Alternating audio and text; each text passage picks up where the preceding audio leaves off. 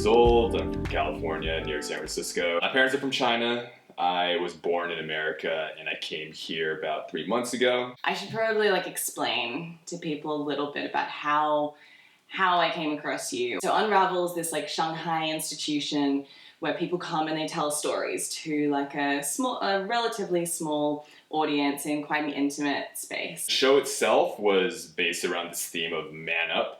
That was kind of a jumping off point for me to tell this story. Something that you mentioned really early on is you're talking about this video made by Wong Fu Productions called Yellow Fever. Man, why are all the white guys taking our girls?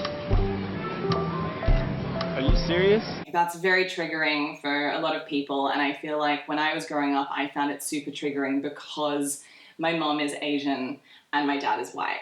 So I just watched it last night, and in this video it's these college guys, or one Asian American college guy in particular. I just want to figure out why white guys will go for Asian girls and Asian girls go for white guys, but it's not the other way around.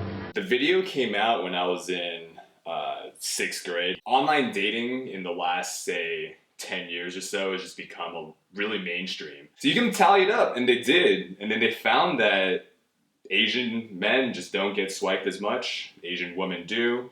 White men do. It's been kind of conditioned into me that you probably don't have a shot. One of my friends from high school and middle school, we've known each other for forever.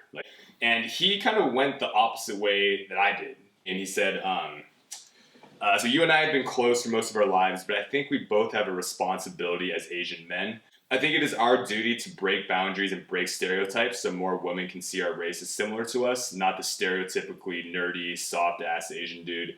In college, so like I said, I kind of decided to surround myself with primarily Asians. Now, he did the opposite. He joined a white fraternity, or not a white fraternity, but a regular fraternity where 80% of the people were white.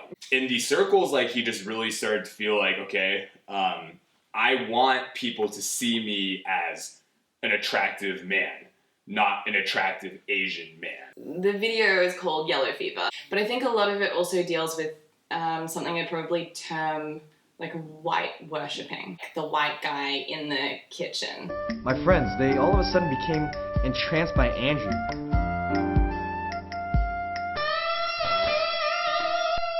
They're obviously mesmerized by his white qualities.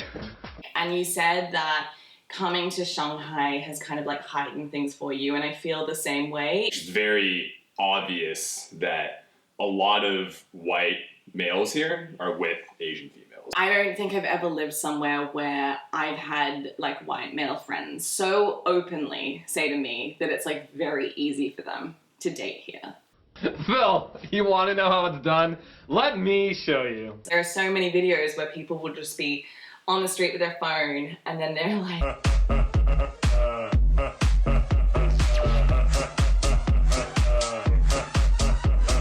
it's just a normal guy just doing his thing. How has moving to China changed your views? Being an Asian man, suddenly surrounded by a bunch of Asian women, I've definitely noticed that my Tinder matches have been going up. Since being in Shanghai. Yeah, for sure. I've been on a couple of dates with local Chinese girls, and to be honest, didn't really go that well. I feel there are certain cultural differences, and obviously there's a language barrier. I don't feel I can really be myself speaking Chinese. My friend Susan, who's an Asian American playwright, recently put on this play in Shanghai, also called Yellow Fever. It was looking primarily at this couple, a white man with an Asian American woman. They're in Shanghai together, and she kind of becomes so paranoid about the idea that maybe he has yellow fever. We kind of know that actually he doesn't really have an Asian fetish necessarily, but she still ends up thinking about it so much that it breaks apart the relationship.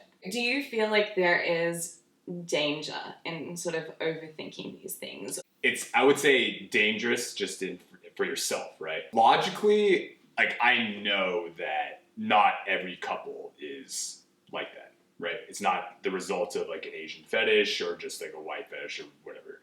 My sister and my best friend, who's an Asian girl, they were both dating Asian guys before. Yeah. And now my sister is engaged to a white guy. My best friend is dating a white guy.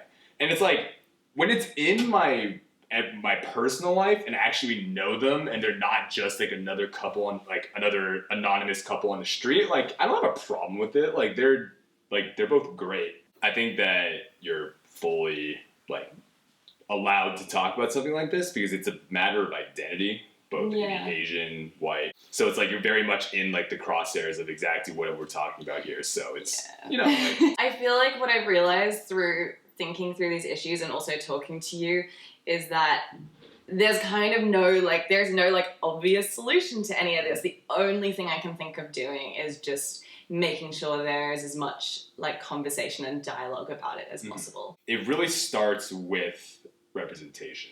Because growing up, I didn't really have an Asian male figure like on my TV screen like that I could look up to, right?